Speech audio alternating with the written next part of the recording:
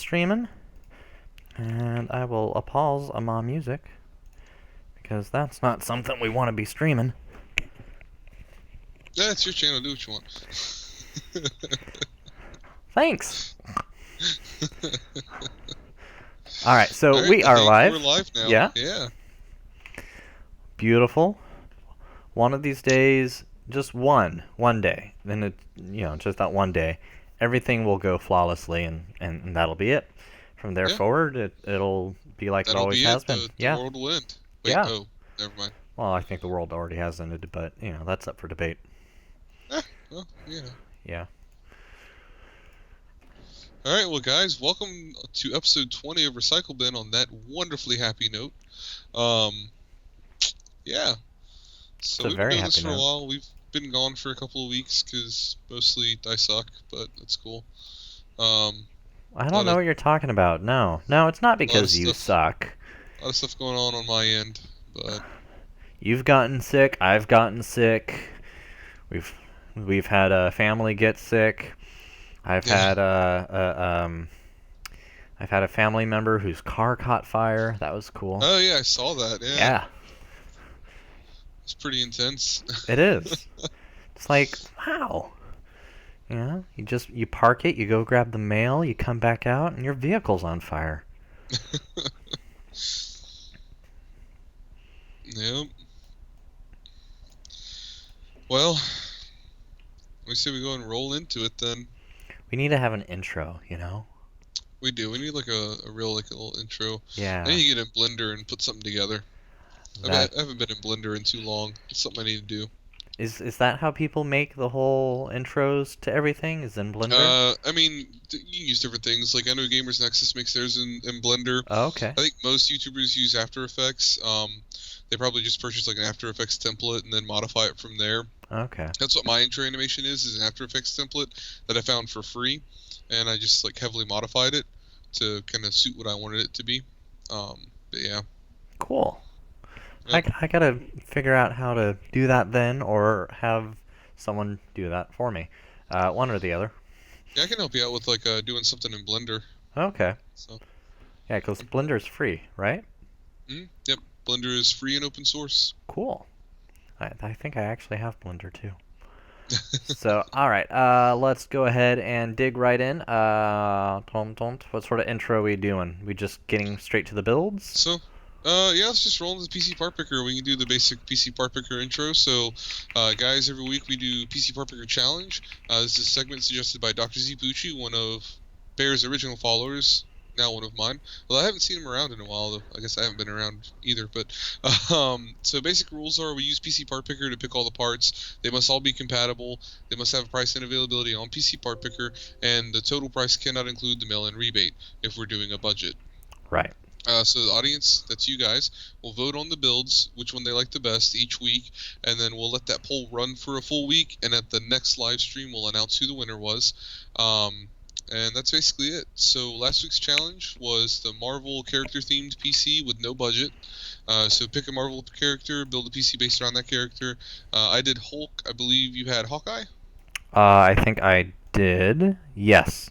Because I wasn't the one who made it, actually. It was Wolf. Wolf made that for me. Who says that she does not wish to get in front of the camera today. So, bam. All right. So, so yeah, I had Hawkeye, you had Hulk, you said? Mm-hmm. Yep. Alright, so let's go ahead and view the results. It shows 0 and 0 over here. What? Yeah, 0 votes, 0%, 0 votes. It's still loading on my end. Am I having connection issues tonight? I think so. How does the stream look? I mean, it looks okay. I mean, my camera looks kind of like a potato, but it just looks way too contrasty. But, yeah, I mean, the stream looks okay. I've been watching it off and on. Oh, it's because you're on the 5K Threadripper build. You clicked on the wrong straw poll link. Oh. That's the one that we're about to go into. Whoopsies. I'm like, there's nothing here. I thought I opened this. I can just click on it, right? Yeah. Okay. Yep. Bam! There we go. Wolf. That's Wolf, guys. Wolf from If That's the Case won with 5 votes, Yep. and Johnnie O got 29% of the votes. My So. lowly two. So. Just a reminder, guys, we don't vote in these polls. We did early on, but we stopped doing that because we wanted to have an accurate representation of the audience reaction. So we stopped voting in the polls several weeks ago. Right. So. All right, so with that out the way, this week's challenge was to build a 5K. I mean, technically this was like 3 weeks ago challenge, but was to build a $5,000 Threadripper virtualization based build. So Bear, do you want to kick us off with your build, or? I got yours up. Oh, okay. Sorry, buddy. So obviously Threadripper, so I went with 1950X for the 16-core, 32-thread beast of a CPU that it is. Mm-hmm. To cool it, I've got the Arctic Liquid Freezer 360, a 360 mil all-in-one liquid cooler. Honestly, just went with it because it was the lowest cost 360 mil rad option at the time. And you know, Threadripper is going to be a hot chip, so I knew it was going to need a lot to cool it. Went with the ASRock X399 Taichi TR4 motherboard. Again, that was just it fit the black and white aesthetic that was kind of started by the liquid cooler, and it was a pretty inexpensive option, so I went with that. I've got 128 gigs of DDR4 3000 memory in two 64 gig kits from Corsair, because I found it was about $400 to $500 cheaper to do it this way than to buy the 128 gig kit. So that worked out. For storage, so main storage to split up between the OSs is going to be two 500 gig NVMe drives in RAID 0 to give you 1 terabyte. Okay. That can be evenly split up. And I've also got storage drives here, 4 terabyte drives. Again, I don't have as much storage in here as I wanted to, so I've only got another 8 terabytes for mass storage. But here in a minute, you'll see why my budget got chewed up so much. I've got 4 MSI RX 580 4GB cards in here. So my idea behind this build was that you could do multiple workstations with actual hardware, dedicated hardware for each virtual machine. So you could do like 4 machines with 4 cores, 8 threads, 32 gigs of RAM, and a single RX 580, or you could do 2 and get 8 core, 16 thread, and 64 gigs of memory for like if you want to do editing workstations that needed a bit more memory and horsepower to them. You could do that. They could be like editing and like animation rendering, stuff like that. That would probably be pretty good for that. For the case, I went with the Corsair 750D Airflow Edition because we got a bunch of GPUs in there. We've got a hot Threadripper, and we need space for all those graphics cards. So really needed a full tower case to have enough PCIe slots to be able to fit all those in there. And for the power supply, I went with the EVGA Supernova G2 1300 watt 80 plus gold certified because it had the watts that I needed. It was 80 plus gold certified, fully modular, and as it supports the 2 8-pin EPSs that you need for Threadripper. So all said, came down to just a little over $25 under budget, $40,973.35. All right. Quite a build. Quite a build. Thank you. So moving on to mine, I went ahead and I also got myself the AMD Threadripper 1950X because I wanted, of course, all the threads I could get, and this bad boy is just the guy that I needed. As well, I went ahead and I got myself a Thermaltake Water 3.0 ring, all-in-one 360 radiator cooler for water cooling, of course. So I thought, yep, that's the way I want to go. And then I thought, why not make it RGB? Because RGB is all the rage. I went ahead and as well, I also got myself an ASRock's X399, motherboard just as well, because I wanted all those bells and whistles. Dr. Zipucci, welcome aboard. Speak of the devil. You say his name, he shows up. So we are just in the middle of doing your recommended part of the show. Yep. So as well, I went ahead and got myself some RGB G-Skill Trident Z RAM 128. This though, I decided to go for the 8x16 kits. So that's what I decided to do. I just found that it was just a way to get it all done in one rock.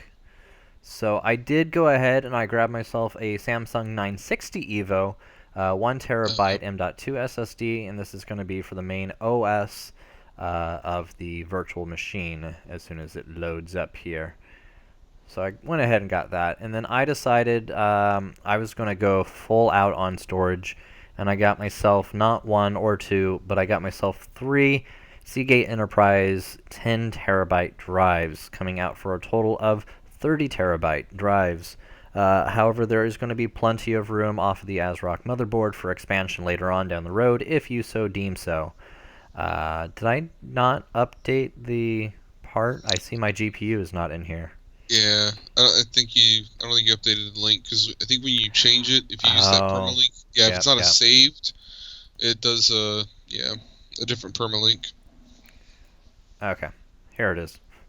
I went ahead and I got myself a Zotac GTX 1050 because you have to remember Ryzen, not Ryzen, what is it? It's Epic. Oh, Epic. Threadrippers, or the Epic family. All three. They do not have onboard graphics, and I thought if this is going to be a virtual machine that's going to sit off and do its own thing, it didn't need anything fancy, and so a 1050 kind of fit. Not only that, but it also fit the budget. So, what am I doing? Back over here, I went ahead and grabbed myself the Antec P380 case. Plenty of room for all the cases that you need. No, actually, Dr. Zipucci, I did not get a new cam. It is the same one.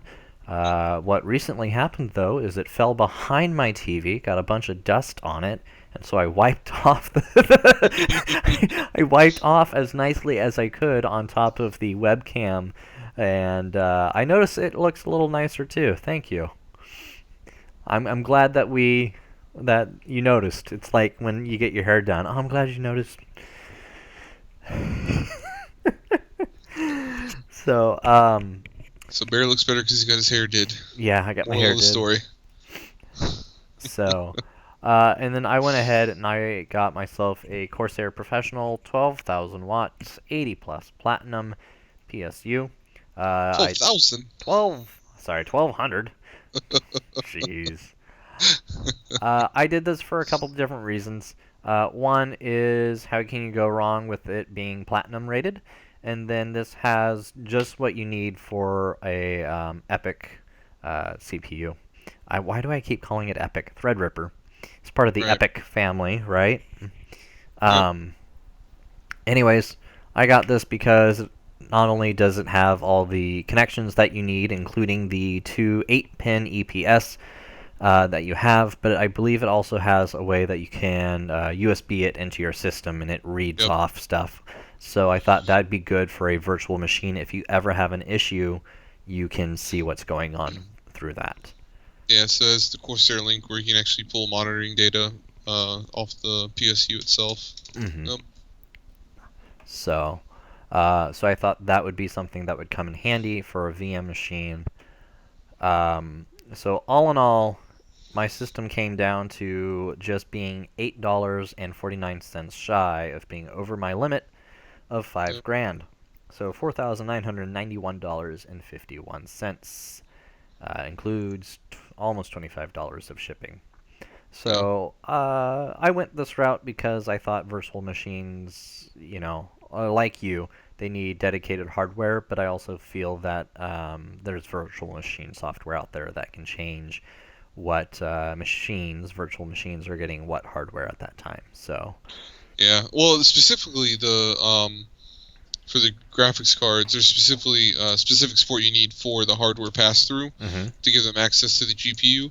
But yeah, no, I like that was the other route I was thinking about too, was just the multi-purpose. Like, in theory, you could set this box up, say, have a family, of 5 or a small business. You set that up and make 5 6 workstations out of that easily.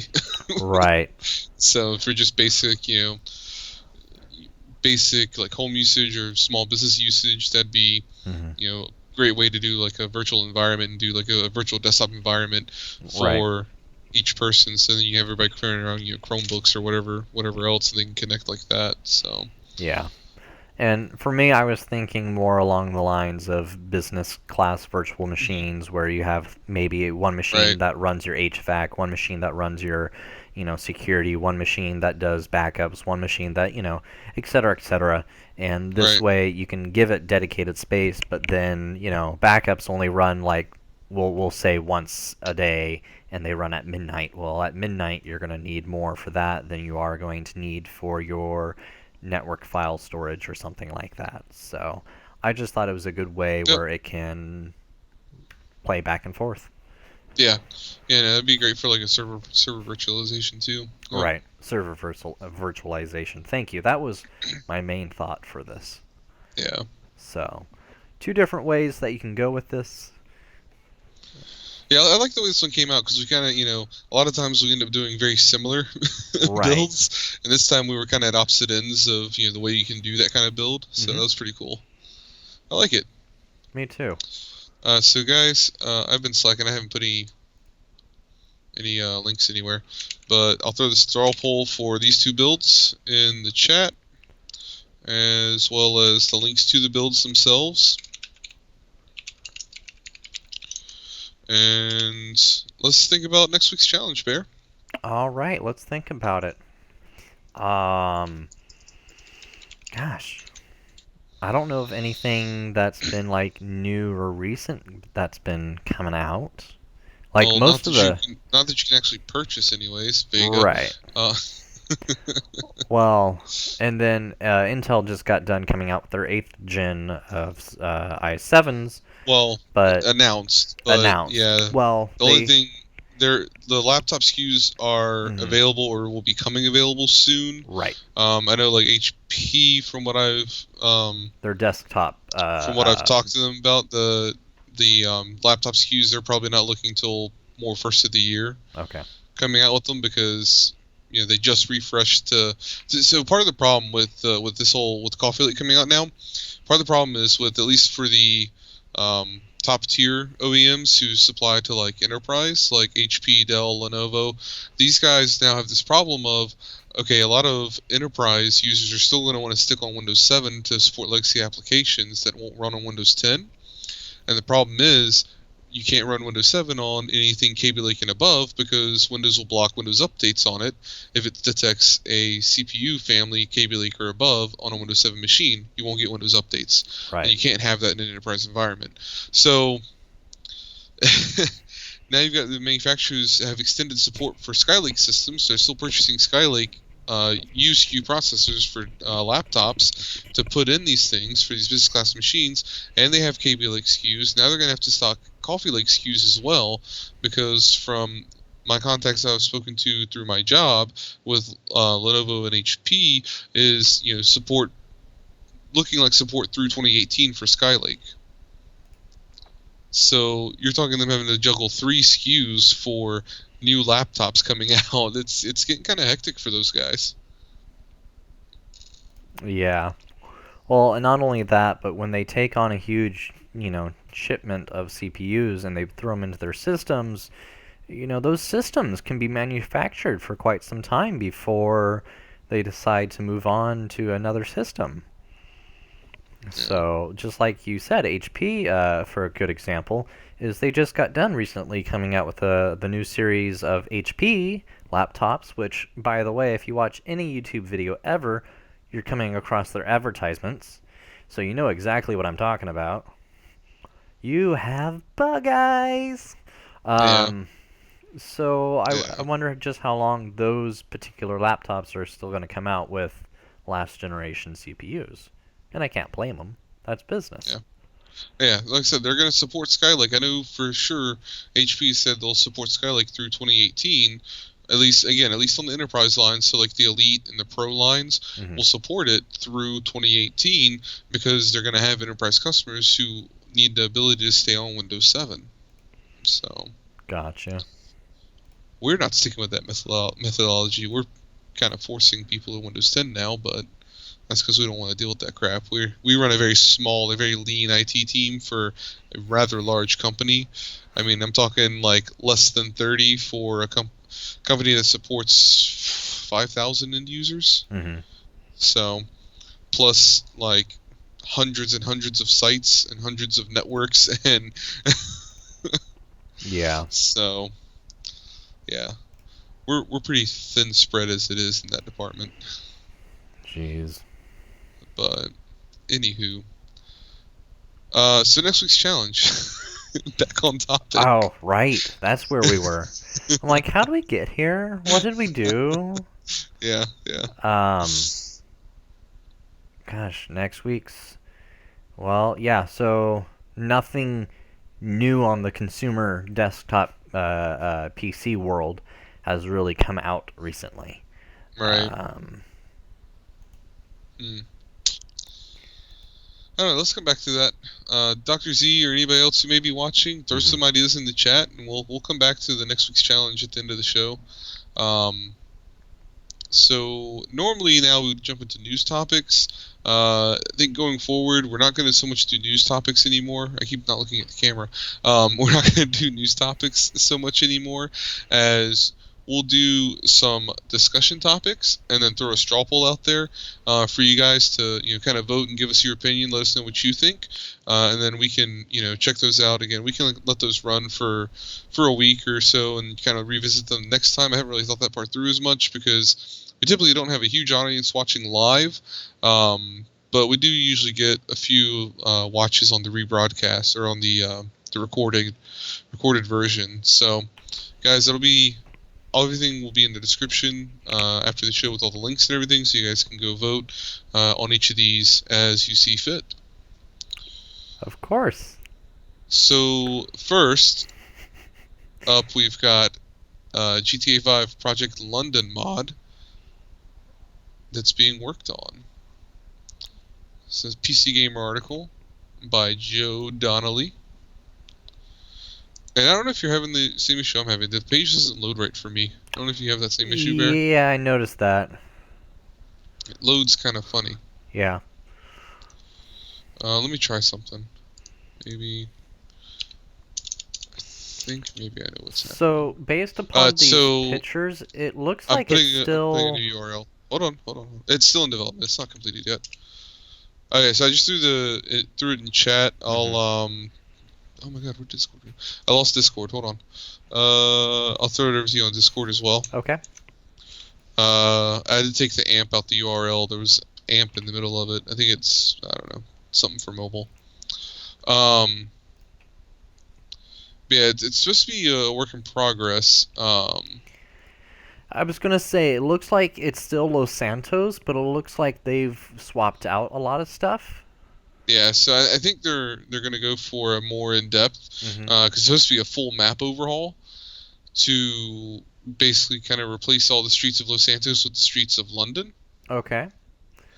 But as far as I know, it's just a map overhaul, so it's not like it's going to be a game overhaul like with Oblivion and Skyrim. You had game overhaul mods that would put in like whole new storylines, new characters, new quests, and everything like that. I don't think this is what you're getting here. You're just getting kind of a skin over everything, kind of like you were saying, where it's kind of still it's still really Los Santos, but you're just getting kind of a British or London look to it. Right. So I'm looking here currently at the stadium, and so they have England versus Scotland on the map, and then you see a police car up front on there, and that's not a car that is originally in GTA. Or at least it's definitely not a skin that you'd see on a vehicle in GTA typically. And so they replaced the model. Yeah, so they replaced that, and I think that's pretty cool. And as we go further down, we see another police vehicle, which is a Volvo, and I think this is also pretty cool. And they did a pretty good job getting the details just right, I think. Now, I'm not really from Britain or Scotland or wherever you want to say. I think this is London, right? London? Yes, London. Yes, this will be London, yep. Yeah. So I've never gone to London, never visited London, but from everything I've seen through the internet, this looks pretty spot on. So if you're from London, let me know if this looks good to you or not. I'm actually really curious. I like how the fire rigs and the ambulances, they're all Mercedes. The cop car has BMW on it, so clearly they're doing everything right. So, Bear, it's now time for the real hard-hitting question. Uh-huh. Would you play the London map overall for GTA 5? So our options are, yeah, that sounds awesome, or no, that sounds awful. Yeah, that sounds awesome. So, sounds awesome? I say it sounds awesome. All right. Why do you think? Okay, go for it. Tell us why you think it's awesome. Well, I think it's awesome because I think it helps just broaden the game because it's always been American based, right? It's always been an American based story, American based maps, American based everything. So for it to be overseas is going to be an awesome new twist, I think, to the game. Hmm. And if they can do a whole new map as well, that would be. It's kind of like when you. Gosh. It's kind of like when you try something for the first time and you absolutely love it because you're still figuring everything out. With every new GTA game and you're figuring out the new maps, where to go, what's what, it's always so much fun learning that stuff, I think. So a new map, a new setup, and even if they can get the cars driving on the proper sides of the street, I Hmm. think that would be pretty cool. And for a lot of us Americans, it'd be interesting to play a game like this in a new environment that's never been done before. Yeah. So, And we'll have to learn things like what's the tube? I'm gonna go with no. That sounds awful. Because Okay. you picked, yeah, that sounds awesome. And also because, so the way I see it, you talk about it be awesome because it's different and everything, different gameplay, but it's not gonna be different gameplay. It's gonna be the same gameplay with a new skin over it. You're gonna be walking around. It's gonna be a cop dressed like a British cop, but talking like a Los Santos police officer. You're getting kind of a half-hearted attempt at a new experience. So it'd be kind of like going to saying you go down to like Chinatown in you know uh like a random city in the U.S. and say it's the same as going to like China, the real country, and going and experiencing China as like a destination. It's not really the same thing. It's kind of maybe you get a little bit of flavor of it, but you're not really getting the full experience. So I don't know. I think it's kind of cool that they're doing a whole graphical overhaul as far as texturing things to look like London, but I don't think it's going to be great for gameplay value because it's not going to add anything to the gameplay. It's just going to make things look different. Hmm. The biggest thing, the gameplay, is going to be just different cars, and really that's again just aesthetics, unless they actually do anything in the mod to modify the handling of the vehicles, which I have seen some vehicle mods do. But again, it's not going to add anything extra content-wise. There's not going to be any extra like London-based missions. Now that would be awesome, I think, if they gave us like London-based missions to do. I've seen Skyrim overhaul mods that were, went all the way to the nines, doing like voice acting, like new voice acting for characters and everything for new characters they created, and like fully scripting out entire like sets of quests. If they did something like that, then I think that'd be amazing. But this looks like it's just going to be a map overhaul of just putting textures on top of existing models, and for that, I don't know. I'm not too excited about it, to be honest. Hmm. Are you really not excited about it? I actually really am not that excited about it because again, at first I thought it sounded kind of cool, Hmm. so I was kind of glad you took that because I was like, I'd rather argue about no. At first I thought it sounded kind of cool, but in the end it was like, it's really just throwing textures on top of everything. I feel like I would install that, and after like 5 minutes I'd be like, okay, this is dumb. Like, Right. there's no real change. But think about all the roundabouts. Think about all the Oh. drifting. Typical Americans. God, roundabouts is all they think we're known for. That and tea. Yeah, and like Dr. Bucci said, he thinks it will be awesome, but need to see how it turns out first. And I Right. agree. We'll have to wait and see what happens because he does say at the end of the article, or is it? That he wants to introduce London hotels, bus stops, and many other things in their quest to reimagine the UK capital in the sprawling open world sandbox. Double-decker buses. So there is a potential that they could do more with the mod, but based off the content in the article now, it doesn't sound like that's what it's going to be. It's just going to be kind of a graphical overhaul, if you will. So that, again, I'm not terribly excited for. Dr. Zipucci also said, how about an esports PC for about 400 to $500? Has to be able to play Overwatch, CSGO, League of Legends. Yeah, we could do something like that. Didn't we recently do that? We did something in that budget, but I don't think we've specifically targeted esports. I mean, I think basically anything you build in that budget, if you put a GPU in, it's going to be esports ready. But right. I was trying to think if we could do. I like that idea, but maybe if we could add one more thing to it to kind of make it interesting, like, I don't know, some kind of theme or something, some other stipulation that makes it, I don't know, makes it interesting. I don't know. I like that idea. It's a good idea. Yeah, I think we definitely do that build, but maybe we add something to it. I'm not sure what yet, but we'll definitely do that build. Okay. Yeah, we'll do that.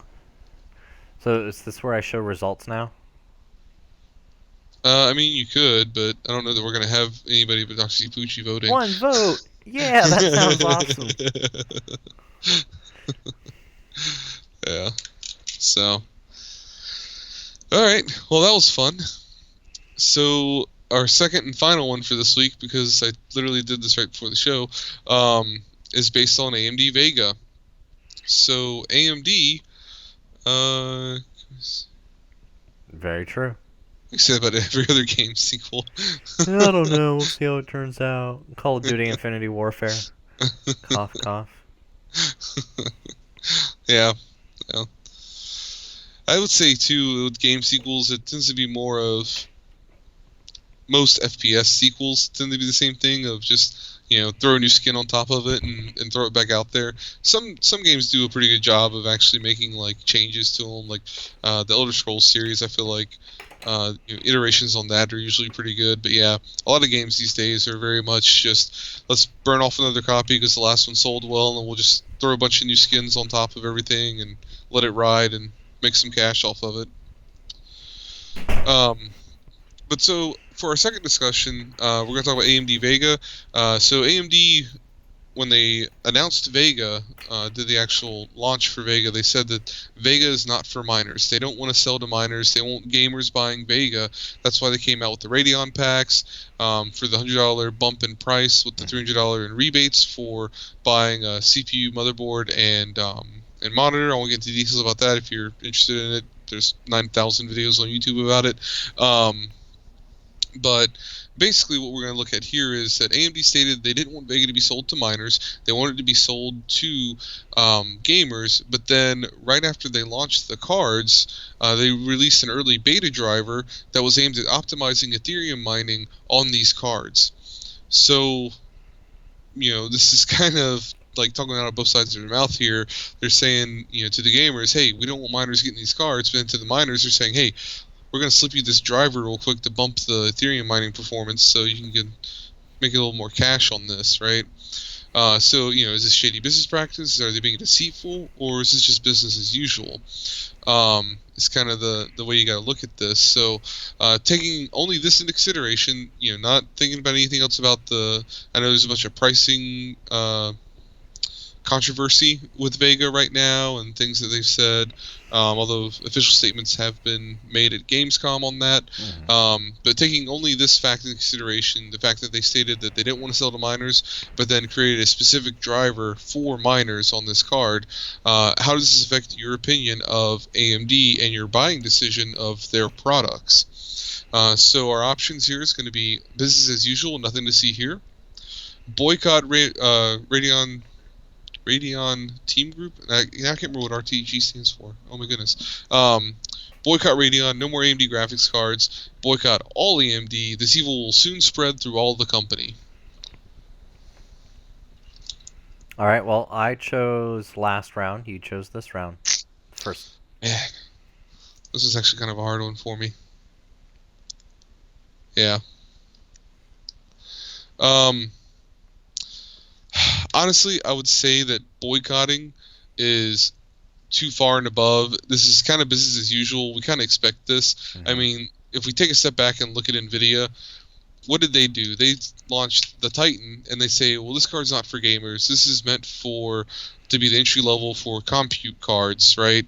And they go, not for gamers, not for gamers, not for gamers, not for gamers. They even went to the point of J.C. Sins did the build for Terry Crews, and at first they wouldn't even give him a Titan XP for Terry frickin' Crews because they were insisting it was not a card for gamers and they didn't want it being put in a gaming PC. Eventually they caved and sent him two of them, but the the whole thing is that they then released a driver update after Vega came out that was just to triple the performance in applications like Autodesk Maya. And in the release document for that, and actually I think Jay's 2 cents tweeted about this and made a comment about it. In the actual release notes, they make a statement about, that we know that you guys who buy the Titans are professional use and like the game, and that you love having a card of the game 4K 60 FPS no problem, and blah blah blah, making comments like that. And so really, Nvidia's done the same thing, talking about pushing how hard that this card isn't a gaming card, even though we're going to put the GeForce logo on it and we're going to sell it under the GeForce brand, even though we have a brand for professional cards under Quadro. We're going to keep pushing it like this and pretend like you're stupid and don't understand that this is in the gaming line. So companies do this kind of stuff all the time. So I think, again, this is business as usual. Nothing to see here. You can't really let that affect you too much. You really just got to look at the card, the value that the company is actually providing, and the product. Is it a good product? Do they provide good customer support? So you got to remember, marketing and customer service are not in the same. They're not the same thing. They're not in the same departments. This is what the marketing and the upper echelons have done to try and get the initial push for for selling the item out, but that doesn't necessarily reflect on the customer service side. And especially if you're going with the AIB partner cards, really it's all up to like the MSIs and the Sapphires and things like that to ultimately support the product whenever you're buying through them. Right.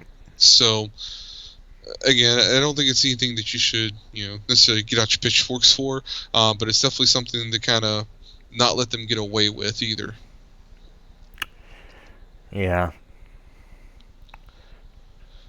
So real quick before you go, Dr. Cibucci was basically said they should have been upfront about it and not try to somewhat hide it, and I agree with you there, Dr. Cibucci.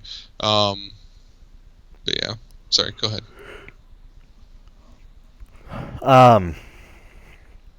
So you decided to take business as usual, nothing to see here, and I definitely not was going to I definitely did not want that one, wink wink. So I say grab your pitchforks and boycott RTG. Gosh darn it, Radeon, how dare you guys, no more AMD graphics cards. How dare you lie to your consumers.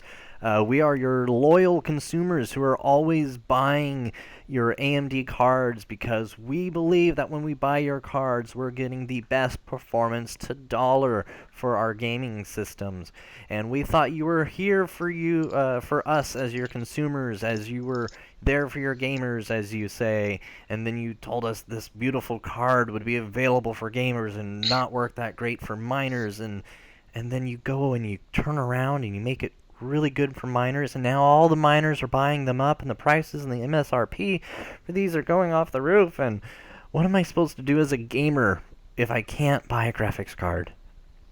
I want to buy your brand new Threadripper so I can throw in, one of your VEGA GPUs, and so grab your pitchforks and boycott with me. Barry had me at meh.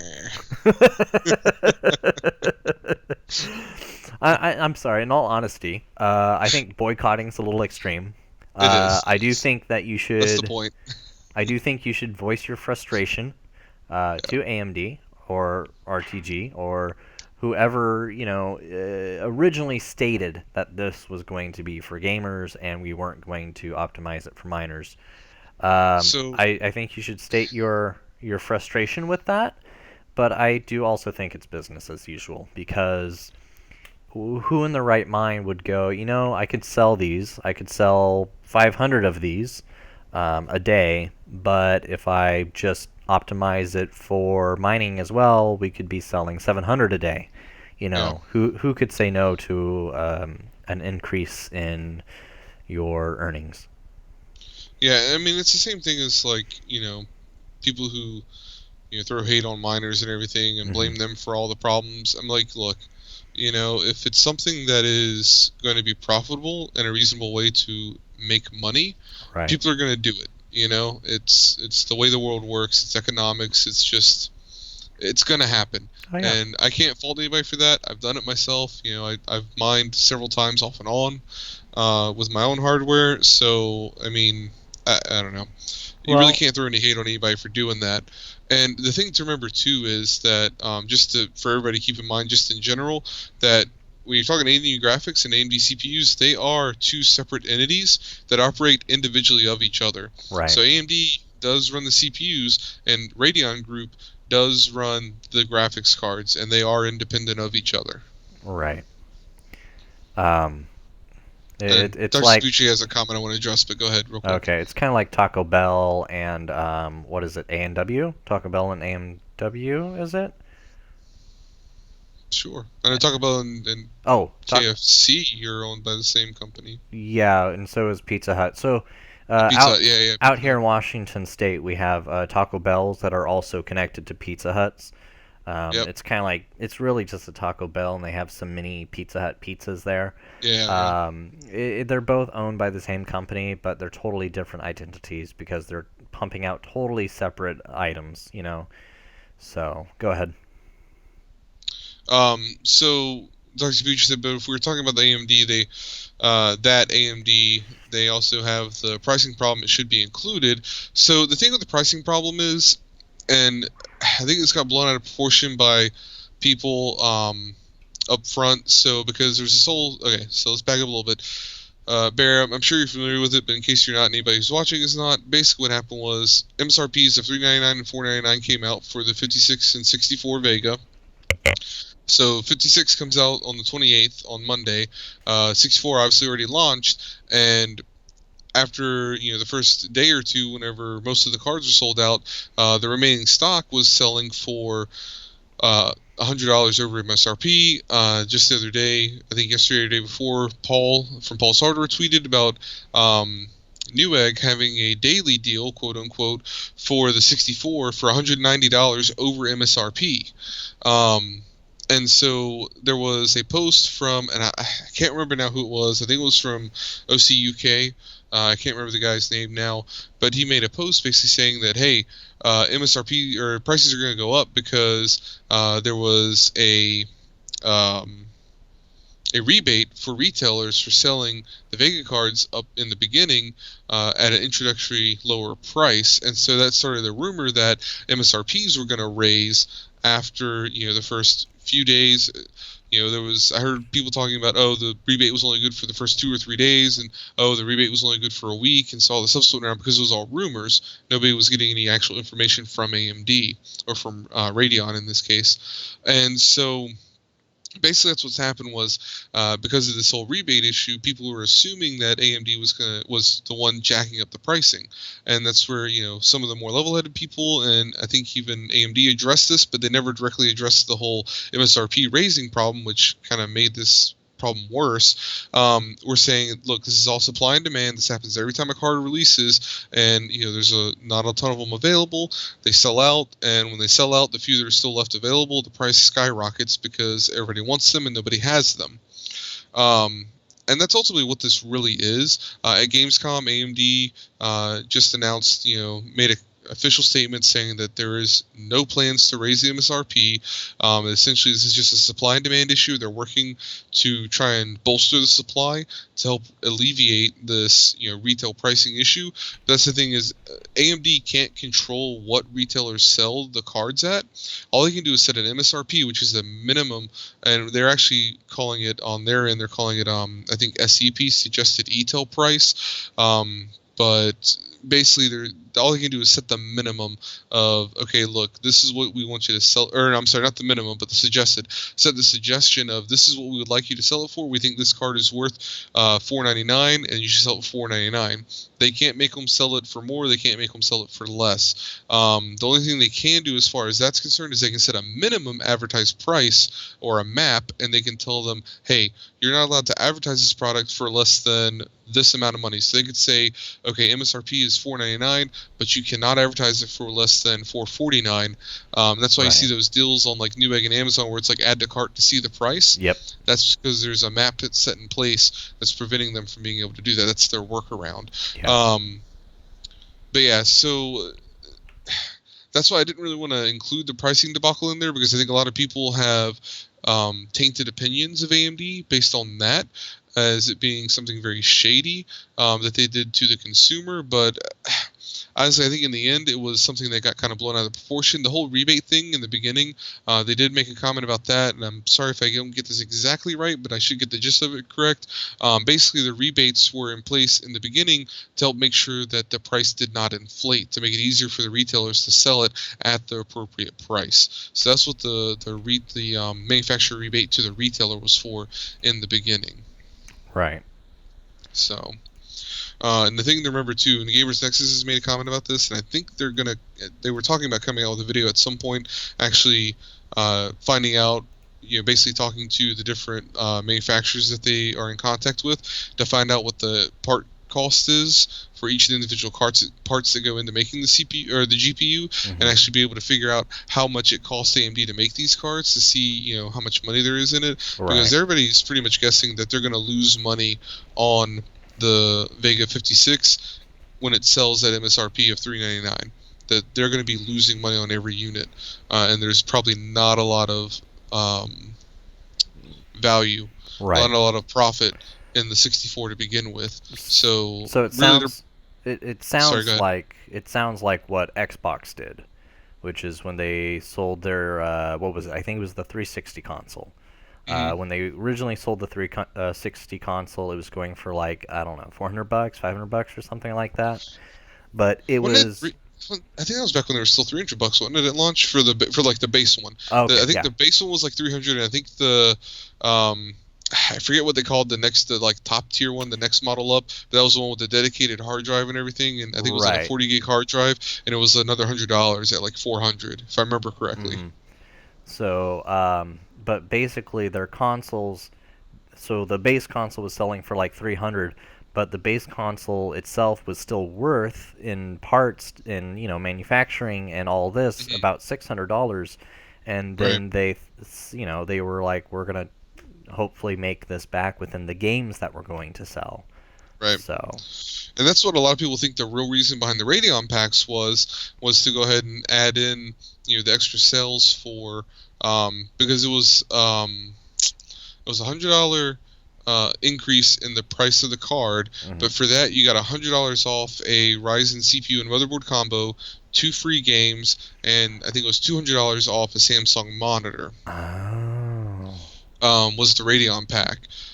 The part of the problem with the Radeon pack was that, and again, I think people kind of look negatively on AMD for this, but I really, again, don't think AMD can really be blamed for this. One of the things that happened was, for instance, the Samsung monitor had come down in price to $750. Well, of course, I think it originally started at $900 or $950, came down to $750 in price before the Radeon packs became a thing. Yeah. After Vega launched and Radeon packs were available, all of a sudden the price of that monitor is back at $950. So retailers had raised the price back up to compensate for that $200 discount they were having to give. So just a bunch of little things like that. And if you look at Newegg, like there's a bunch of shady stuff going on there. I looked at their Radeon packs, and so they're offering some of the packs in like partials, and like the thing is, like, you're getting like a Vega 64, so at $100 over MSRP, so the $690 or $599, right? So it's $599 with the Vega CPU and motherboard, and then they're only discounting it like $50 or $30 instead of discounting it by $100 like it's supposed to be. So, but I mean, you still get the 2 free games, which is $120 value and all that. I think it was Wolfenstein 2 and Prey.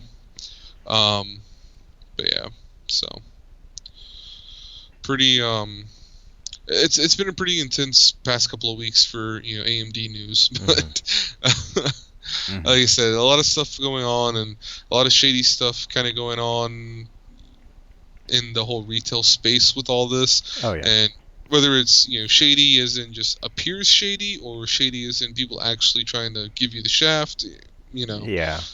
it's just been a lot of convoluted going ons. But yeah, so I think with that, we'll go ahead and finalize our challenge for next week. Oh yeah.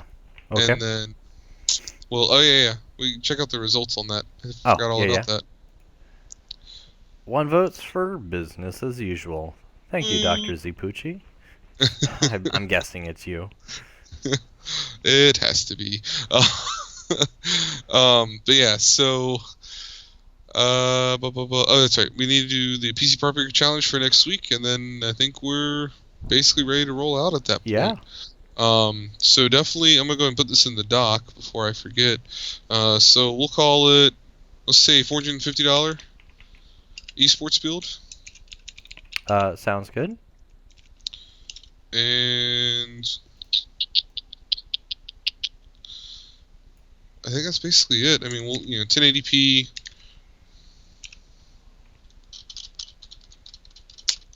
Trying to think here.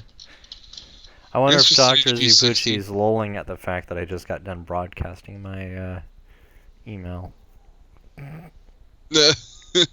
Oops. Yeah. It'll be fine. You can edit that after the fact, right? After it finishes processing. Yeah. Yeah. I can put a little blur over it. Not even that. You can just because I don't know if you can you do that from the editing tools in YouTube? YouTube has a really awesome editing tool. You can say, I want to blur this object, and it'll analyze the video, and if the object moves, it'll try to stay with it. Gotcha. Yeah. So and it uses the same software and hardware that they use for their Google Maps in order to blur out all of the addresses on houses, cell numbers, et cetera, et cetera. It's not perfect. There's definitely a lot of times where I'm like, okay, stop trying to track it. I'm just going to blur this whole section and call it good. Yeah, I would just go snip that little section out. Nah, I think I'll keep it. I'll just blur out my email. Just blur it. Yeah. No, if the blur works for you, the blur will work. So yeah, I guess we'll just do $450 esports build, 1080p, 60 hertz. Okay. 60 FPS. Just keep it pretty basic. No peripherals. What's that?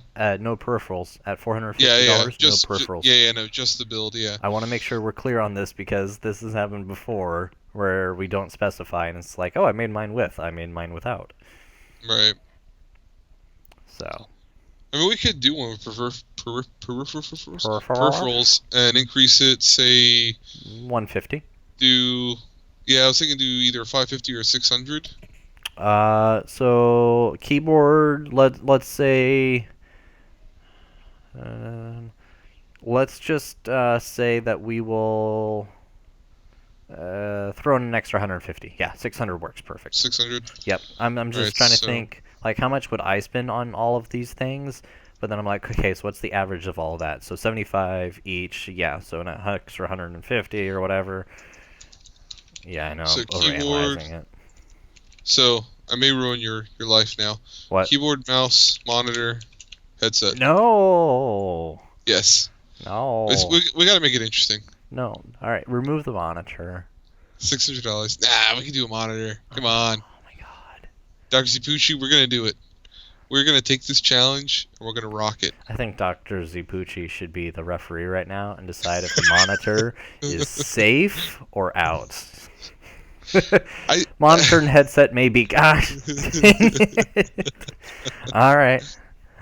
All right. Monitor's in, I guess. I guess it's safe. I'm telling you, man, we can do this. All right. We'll have to do some serious work on it. It'll take a little bit of legwork on it, but Yeah. It'll be interesting. It'll be more fun this way. Let me say it has to be a good monitor. Yeah. Just has to be able to do 1080p at 60 hertz. Yep. So, within the next week, hopefully, I will have. Okay. All right. Yep. I guess we'll do it. All right. Look at that. It's 9:55 and we're done. Yeah. Yeah. Well, is there any projects going on over on your end there? So I do have a couple things. Uh-huh. I'm waiting on a package to come from China Okay. to go along with this. Oh, 2DS. Yeah, so the new one. There's a new NDS or NTR boot hacks method for loading custom firmware, where you can basically take a already hacked 3DS, Mm-hmm. use a flash cartridge, like a DS flash cartridge, flash the custom firmware. I guess I haven't gone through the process yet, so I don't know in very much detail the Right. whole process. So I've still got to figure that out for myself. And of course, I'll make a video about it. But I've got you basically flash that Mm-hmm. cartridge with the hacked 3DS. Excuse Okay. me. No With the hacked excuse. 3DS. And then on the 3DS you want to hack, and this is just to work on any firmware, any edition of the 3DS. So if it's the old 2DS, that's the flat one, Yeah. it has a sleep button on it. You can just put it to sleep that way. If it's not, if it's a clamshell style one, then you need a magnet, and you put it over the buttons, the ABXY buttons, until you find the sleep sensor and put it to sleep with the clamshell open. And I guess that somehow lets you get root access to flash the custom firmware. Oh, Yeah, so it's actually a hardware flaw in the device that interesting. exists in all of them. Yeah. So it'll be fun to test that out and get that flashed over. So we'll see what happens there. That's interesting. The other thing I've got going on, I got the HPC Book 17. I don't have it anymore. I only had it for a short period of time before I had to give it back. But you recorded it. Yeah, I ran a bunch of benchmarks on it. Recorded some B-roll for it and all. I've just got to do a little bit of floating head footage to go along with it, to talk about the benchmarks and performance and whatnot. It's not going to be a full device review, like a full review necessarily. Right. It's going to be mostly focused on performance. Okay.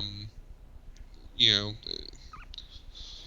if you've used one ZBook, you've kind of used them all. And I did a 3-part series on the ZBook 15 a few months ago, so not that worried about doing a full review on the device. And again, I only had it for a short time. So. Gotcha.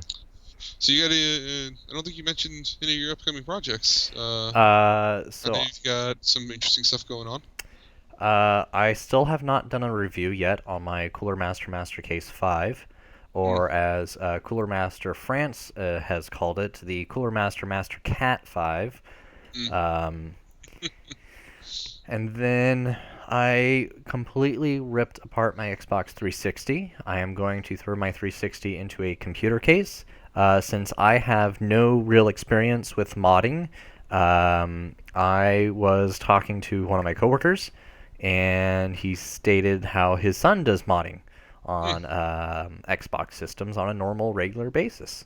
So he gave me the business card. I reached out to him, and tomorrow I'm going to meet up with him, and we're going to go over general planning. We've already done most general planning, but we're going to do a visual general planning of what we want to do and how we want to do it.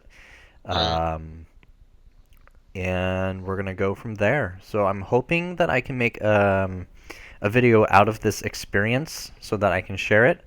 But there may be certain parts or steps, such as the meetup that I'm doing tomorrow may have to be off camera simply because of location. So, right. Yeah, probably a vlog type video. Cool. So, and then I still have Raspberry Pi case that I have 2 different videos for it in which are being worked on. One is it's in a final draft sort of format by me, and then the other one is also in a final draft format by a friend of mine who is video editing it for me, and we got the wrong intro to one of the videos, so I have to re-record an intro and then send it his way so that he can throw it together so that we can publish these. So, because one of them needs to be approved by a company, and the other one Just needs my approval. Yep. That sounds awesome. Yeah. Hello. Thank you for joining Indeed. So. Yeah. Yeah. That's my projects.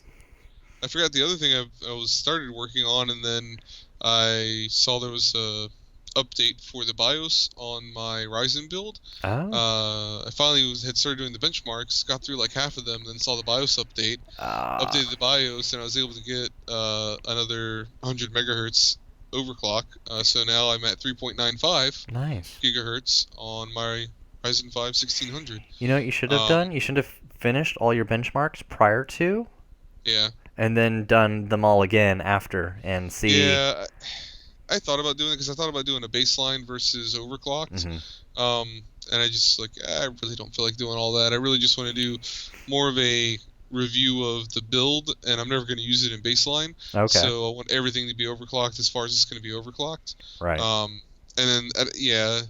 So if I was going to do complete baseline versus overclocked, I probably would have done that. But I don't think doing it with the difference in 100 megahertz would have been worthwhile. Gotcha.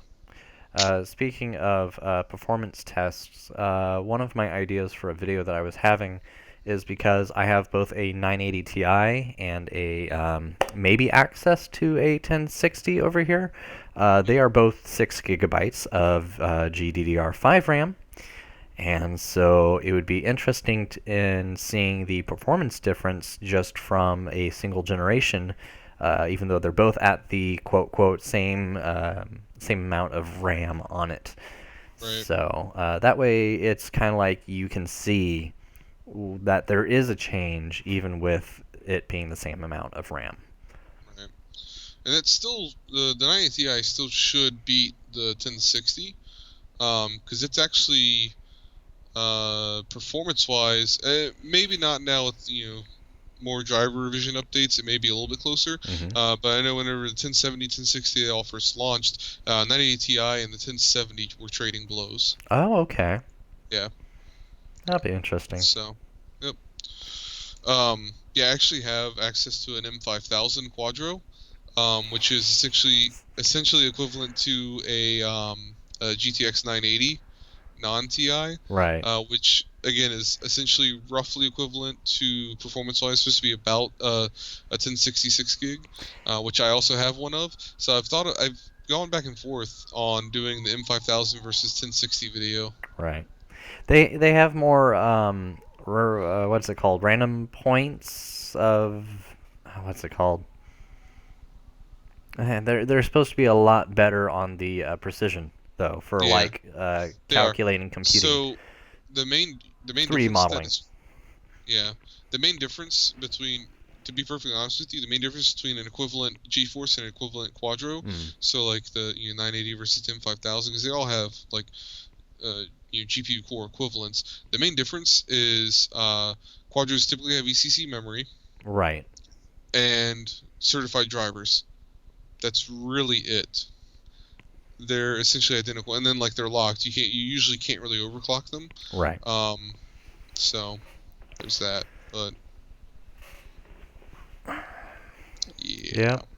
There's really not much difference. Again, the reason why Quadros are so expensive is because they have to pay for certified drivers. So like SolidWorks, the Autodesk suite of products, they'll actually have to pay a certification fee to have them certified for those products, and that's why they get so expensive, is because they give you kind of an extra level of security, of reassurance. Yeah. So for like a college student, or like me or you trying to do it like as a side thing, GeForce is way more than enough. But in an actual true professional like enterprise environment, you definitely want the Quadro, because it's kind of you've got way too much money invested in it to have one rounding error. Yes, Dr. Zipucci, I am well aware. Happy wife equals happy life. Just don't blow up the 1060. Well, here's the thing. If I do blow up the 1060, she gets my 980 Ti. Let's see what you do then is you make that excuse to do a new PC build. And you build her a new PC with a brand new GPU, and then you say, you know what? my 90 Ti blew up too at the same time. I promise. And then you get a Yeah. new build. And since you already had the faster card to begin with, you should clearly have a new faster card. I don't need to be upgraded like that. So, did I tell you about my NAS issue though? No, not the issue. No, Oh, I had a I NAS don't think issue. so.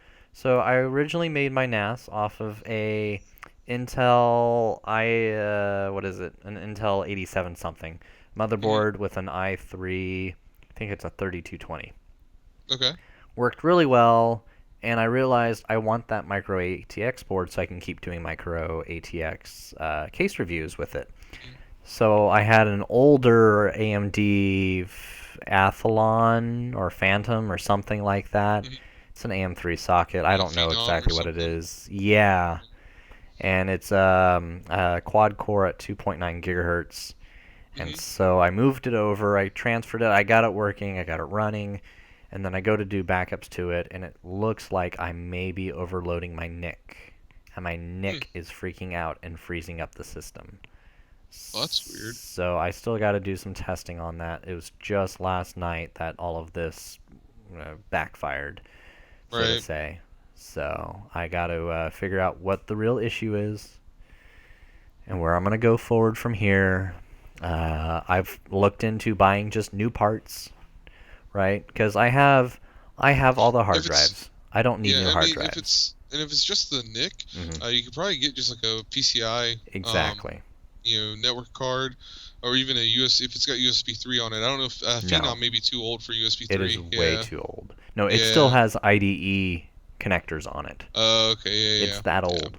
Yeah, you're talking early. Yeah. Okay, I Yeah. got you. So with that, I'm thinking try a NIC card. I'm gonna borrow one from somewhere and see if that fixes my issues. And if it does, then I know what I need to get myself. And if it doesn't, I need to keep going. Um, Right. so worst case scenario is I just buy myself a new NAS system. NAS system being just a CPU, a motherboard, and um, CPU, motherboard, and I think that's actually all I need. Oh, and a cooler for it Right. because I have a PSU, I have the hard drives, I have everything else I could possibly need for this. So, Yeah. thank you, Dr. Zipucci. I appreciate it. Yeah. It's it's the one device that I really use to back everything in my network for. My computer backs up to it. My Wolf's computer backs up to it. My phone backs up to it. The NAS backs itself onto it, which is kind of confusing. Yeah. And then we also use it as a file NAS. We put movies on it, pictures on it. I mean, Yep. Yeah, that's where mine's gonna be the one in that half case that I got, the half 922 that I have. hmm I have five 1 terabyte drives in there right now. My problem is, so I have five 1 terabyte drives, and I have a DVD drive and a Blu-ray drive okay, for ripping down movies yeah. to the Plex server. My board, so I have eight, or I have, yeah. So and then I have an M.2 SSD, a SATA M.2 SSD, which SATA 5, SATA takes up 6. what, yeah, uh it takes up one. It takes up, I can't remember which one now. I think it's SATA 0 or SATA 1. Okay. But yeah, so I have six total available SATA ports, right? SATA connections, and I have eight SATA devices. So I've got to get a That's a PCI. serious NAS. Yeah, I've got to get. I thought about getting a PCI RAID card for the hard drives instead of using the Marvell controller on board. Right. Um, but it's gonna be too costly. I don't think it's Yeah. gonna be worth it. So I'm gonna just get like a cheapo one. That just adds like two SATA 3 ports via Okay. PCIe and roll with that. I haven't gotten around to picking that up yet. Yeah. It's like $20. See, and that's what I was thinking about doing with my main rig. I was thinking about just getting a SATA card, not for RAID, but just to add more SATAs because Hmm. my case supports more drives. Hmm. I can have up to 1, 2, 3, 4, 5, 6, 1, 2, 3, 4, 5, 6, 7, 8. I can have up to potentially 9 hard drives if I really wanted. But my motherboard only supports up to 6. Hmm. And I'm full on my motherboard, so I thought about it, but then I'm like, why? What am I really doing with it? File storage. Yeah. All right, use my spare parts, make a NAS, put my file Right. storage there. And that way it's cold file storage, It's not always hot. The NAS only turns on Mondays. It turns on Mondays. My system turns on. It backs up at around like 7 a.m. when I'm at work. It usually done within about a half hour. So Right. then it stays on until 9. Wolf's system starts backing itself up about 8 a.m. And my system then turns off at 9 a.m. and then her system turns off at 10 a.m. Yeah. Yeah. Yeah, I've got to get that all set up because essentially what I want to do is take my wife's desktop and my desktop Mhm. and do the actual like user profile, like the documents, pictures, and all that. Do the same thing. You just Right. have those offloaded off to the NAS over the network, so I don't Mhm. have to worry about that stuff being backed up. It'll be on a RAID 5 array already. Mhm. And yeah, again, that'll be where all the Plex goes. It'll be where I'll back up all my raw footage and all my Yeah. final cuts of my videos. So yeah, I need to get it done. It's Yeah. been sitting under my desk half done for forever. But yeah, it's almost a quarter after, I think. So Oh yeah. probably need to go ahead. Yeah. All right. Dr. Well, Zipucci, you're absolutely right. Winter is coming, and I learned with my particular heaters, which are the long electric heaters against the wall, is mhm, my NAS can warm up the room, and our systems, just our computers up here, mhm. can warm up the upstairs just fine. So we can go winter just using our rigs to keep warm. Yeah, So, all especially right. if you start doing some mining over the winter. Yeah, actually, I thought about that. I'm like, I can make a buck and save a buck. Yeah, yeah. So, So, all right, we're all right, done. guys. Dr. Zipucci, thanks for stopping in. Always good to talk to you and have you participate. Me? What? Oh, Dr. Zipucci. I see how it Yep, is. yep, yep. That's right. All All right. right. Thanks, guys. Have a wonderful night.